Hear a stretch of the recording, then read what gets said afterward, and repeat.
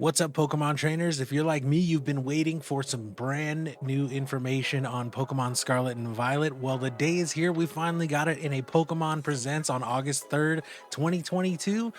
Some brand new information dropped about Pokemon Scarlet and Violet and the adventures that we're going to be able to have in the brand new Paldea region, and some new Pokemon and forms that we're going to see. We're going to bring you all this news. What's up, everybody? It's LittleBobby with 59 Gaming Direct, and today we're going to run you through everything involved in the Pokemon Presents regarding Pokemon Scarlet and Violet that was revealed today. Thank you so much for watching. Before we begin, make sure you do hit that subscribe button and ring the bell so you can stay up to date with all the news, reviews, and other content we put out here on the channel. And make sure you leave a like if you enjoyed this video and comment down below. It really helps us out with the YouTube algorithm. All right, let's get into it. As the Scarlet and Violet section of this Pokemon Presents starts off, we do get a new trailer for Scarlet and Violet, and this has me really excited for a couple of reasons. As we go through this trailer, we actually get to see some sense of the scope of the game. So far, we've been kind of worried because that maybe it'll be like Legends Arceus, and while that was big, it was kind of separated into small areas. But here we're starting to see not only big groups of Pokemon roaming around what appears to be very large ranges, but we also see the sense of like mountains and cities and how big those are going to feel as we move through this world. We get to see the groups of Growlithe and Arcanine, Houndour and Houndoom, Murkrow and Honchkrow, and many more Pokemon wandering around what appears to be their natural environment in the game. We see snowy hills, we see marshlands. All of this is really exciting because it's the first time that we really get a sense of Pokemon traveling together as packs. We already knew that happened. Obviously, you would find certain types of Pokemon in certain types of areas in the older games, but here we get to see it almost like familial units sticking together, and I think that's a really cool touch for an open world Pokemon game. After that, we get a long training shot up to what appears to be one of the Pokemon academies, and this place looks awesome with this giant metal Pokeball adorning the top of one of the towers. After that, we get introduced to the treasure hunt, which seems like it's going to be the main quest of the game. And then we finally get to see the big boys, Koraidon and Miraidon, in action. We see the Koraidon rides around on four legs, much like a horse or a bear.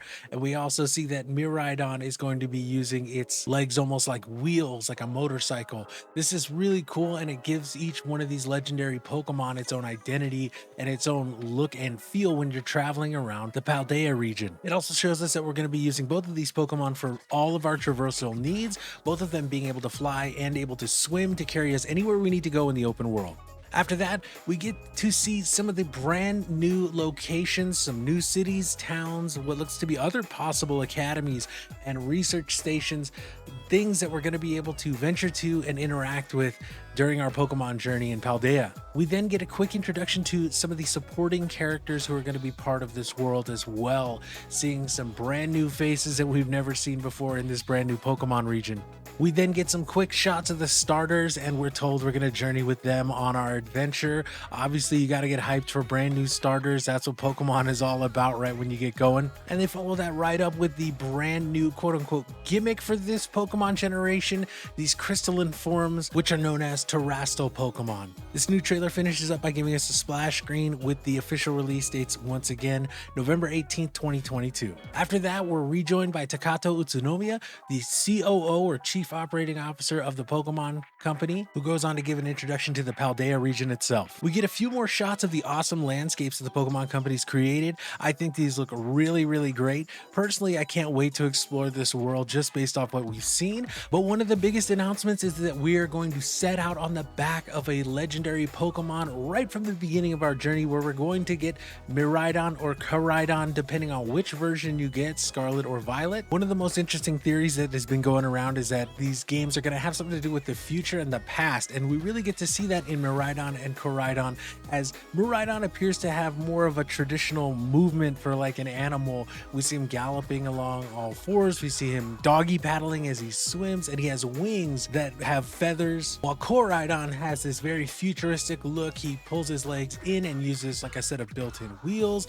He uses the wheels as well as paddles when he's swimming, and he has a set of almost airplane-like wings with a set of jet thrusters that he uses to push himself through the air. It does leave us here wondering if some of the methods of transportation are going to be locked for certain points of the game. Like you may have to beat 2 or 3 gyms to unlock swimming, climbing, or flying, just to make sure that you can't just get everywhere at once. But if Nintendo is really being serious about this open world, hopefully they allow us to go anywhere and everywhere that we want any time in the game. I think that would make for a much better adventure. We then get a little glimpse of what is going to be happening in the story. We start to see that we're a student at an academy, one of 2 academies, Naranja Academy or Uva Academy, meaning orange or grape respectively in the Spanish language. Just as in every other Pokemon game, there is a set of 8 gym battles that you must overcome to beat the main campaign of the game. However, they do state that there's no set path. Again, I'm hoping that they really mean that we can go anywhere and everywhere that we want right from the get-go. They also state that there are 2 other big stories that are going to be happening throughout the game, but they don't really give any details on that, which leaves me curious as to what it might be. Maybe we'll have to face a rival gang like Team Rocket traditionally or Team Galactic. And perhaps the final story is about collecting all the Pokemon or something similar to that. Those tend to be the traditional main through lines of every Pokemon game. We then get an introduction to some of the cast of characters that we're going to meet, including Professor Sada and Turo, who look to be the Pokemon professors of this generation. We then see Mr. Clavel, who's the director of the academy that you'll be attending. We then see Mr. Jacques, who is going to be your homeroom teacher, a biology teacher, probably another type of professor in this entry. We're then also introduced to our fellow students, Nemona, Arvin, and Penny. And if I had to guess, these 3 are going to act as our rivals throughout this game, especially Nemona, as they say, she is the battle-loving friend, and she's given the 100% I am your rival shot, holding her Pokeball out in a I'm going to challenge you to a battle stance. We also get an introduction to Grusha, the Ice-type gym leader of the Paldea region, so we know that at least one of the gyms is going to be dedicated Ice types. After that, we get an introduction to some of the new forms and Pokemon that are going to be native to the Paldea region, including a brand new form of Wooper, who is adorable, a brand new Pokemon named Fido, which is even more adorable, and then we get Satitan, a really mean-looking monster Pokemon. And then, of course, we get a closer look at the starters, Sprigatito, Fuecoco, and Quaxley. These Pokemon are all adorable, and I cannot wait to see their fully evolved forms. And moving on, we get to see some of the first looks at the multiplayer, the 4-player co-op. They say that you can use the Union stations, which are the little gas station looking things around the world, to bring up to 3 friends in your world and have a 4-player co-op adventure where you can ride around on your legendary Pokemon, go visit towns, and go catch Pokemon together. And they finally finish up with the Terastal phenomenon. This is the brand new gimmick that we talked about earlier. Much like Mega Evolutions or Gigantamax, we're seeing brand new Pokemon forms here that we're getting special to this generation in this game. It looks like every single Pokemon will have a Terastal form, and you can have them terastalize during any battle. One of the things that makes this most exciting is they go on to talk about how certain types of Pokemon may have special Terastal types.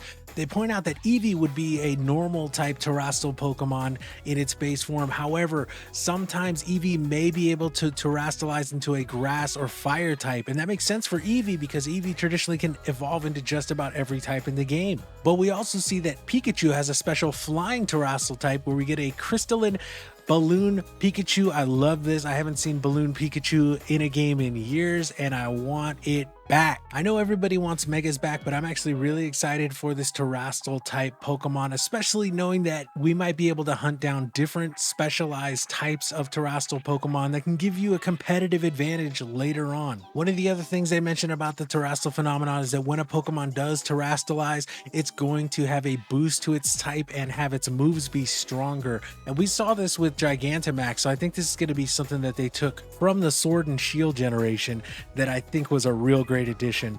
And it looks like the way we're going to get a lot of these Terastal Pokemon is going to be in Tera Raid Battles. This is another thing that we're getting from Sword and Shield, and it looks like we're not going to have to wait for everybody to take turns, which was one of the most boring things about the raid battles. Now, I did hundreds of raid battles in Sword and Shield. And I can tell you, one of the worst parts was having to wait for someone who was like AFK or just not really paying attention to make their move. So here we get to see kind of free time. Everybody gets to go when they get to go.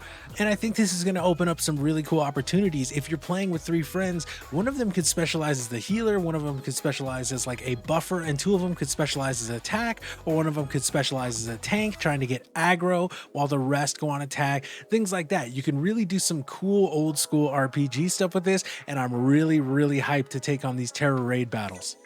They then finish up the whole presentation by giving us one final splash screen with the release date and let us know that that special flying Pikachu that I was so hyped about is a pre-order bonus. So if you do want that flying Pikachu, make sure you pre-order this game. If you're not a pre-order person, I totally understand that, but make sure that you do know they say that this special Pikachu can't be obtained through regular gameplay. But what do you guys think about this new Pokemon Presents? Are you excited for Scarlet and Violet? Are you going to pre-order to get that special Pikachu? Are you going to play the game at all? Let us know down in the comments below. Again, I'm LittleBobby here with 5 9 Gaming Direct. I don't know about you, I am super hyped for this game and I cannot wait for November 18th. But hey, if you made it this far, thank you so much for watching and we hope to see you soon.